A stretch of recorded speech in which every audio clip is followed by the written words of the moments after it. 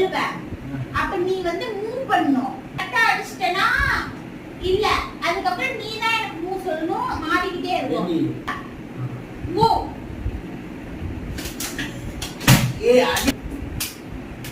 Move. அவ்வளவுதான். Move.